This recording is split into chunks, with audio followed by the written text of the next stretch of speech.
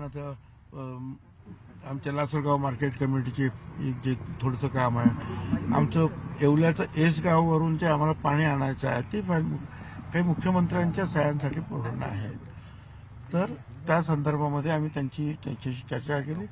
त्याच्यानंतर वेळ लागला. त्याचं कारण होतं की आज तिकडे लोकसत्ता वर्तमानपत्राचा कार्यक्रम होता. त्याच्यामध्ये झालेल्या प्रश्नोत्तराच्या बाबतीमध्ये थोडंसं आम्ही चर्चा केली की काय कसं आहे ते. बाकी राजकारणावर काही चर्चा करण्याचं काही कारणच नाही. काय करणार चर्चा आम्ही. देवगिरी बंगल्यावर देखील राष्ट्रवादीची बैठक होती, मात्र दर मंगळवारी आढावा बैठक होते आणि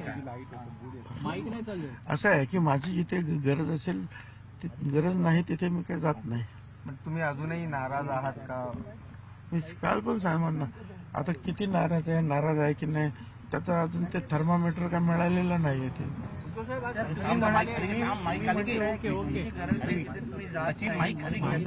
आता जाऊ द्या ना. आता तुम्ही आता जसं म्हटलं की जिथे माझी गरज लागते तिथे मी जातो. आता उदाहरणार्थ शिर्डीला बोलवलं होतं, मी जातो. आता इथे माझ्याकडे माझं काही काम पण नव्हतं, काय आवश्यकता पण नव्हतं, कॉलेजचं काम. अंजली दवानी यांनी धनंजय मुंडे यांच्यावरती गंभीर आरोप केले, मात्र सरकारकडून अद्याप काही प्रतिक्रिया आली नाहीये.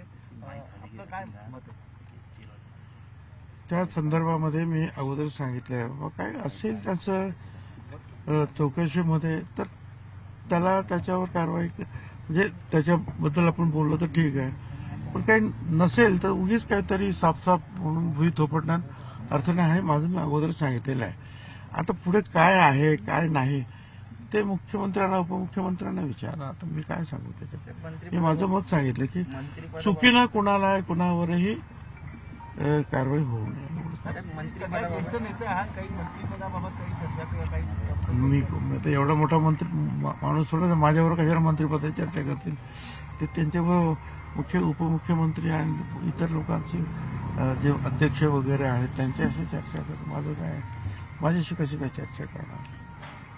तुमच्या प्रश्नाला माझ्याकडे उत्तर नाही. तो काय तुमची जी अपेक्षा आहे तसं काही नाही आहे. तसं संजय राऊत आरोप करतायत की वर्षा बंगला पडणार आहे आणि शिंदेंनी जे शिंगा आणले कामाख्यावरून रेड्याची ती वर्षा बंगल्यामध्ये पुरले, त्यामुळे वर्षा हे बघा हा प्रश्न मगाशी जे आहे प्रेसमध्ये सगळे जो कार्यक्रम होता प्रेसचा त्याच्यामध्ये त्यांनी उत्तर दिलेलं आहे की एक तर थोडंसं जे काही रंगरंगोटीचं काम चालू आहे तिथे, दुसरं त्यांच्या मुलीची जी 10वीची परीक्षा आहे त्याचा आग्रह होता की माझी परीक्षा आता काहीतरी मार्च 10 तारखेला की काहीतरी आहे, ती संपल्यानंतर आपण जाऊया.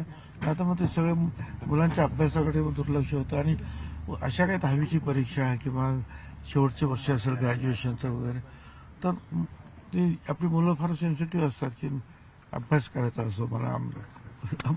त्यामुळे त्याने सांगितलं की आम्ही ऐकतो त्याप्रमाणे.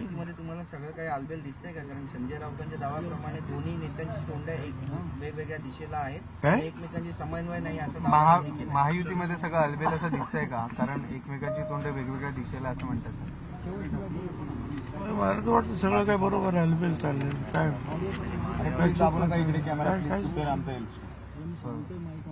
ठीक आहे. Thank you sir, thank you. तुम्ही सोडल्याबद्दल नाही, थँक्यू. आणि तुम्हाला पण सॉरी.